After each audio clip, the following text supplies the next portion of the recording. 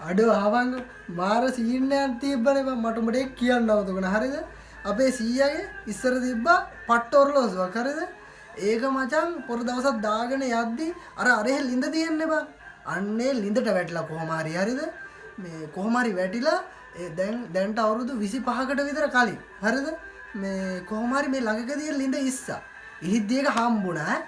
හම්බුණා කියන්නේ මචං ඒක හම්බෙද්දි තාම වැඩ කියපන්කෝ මාර සීන් එක අනේ යකෝ ඕවා මොනවද බං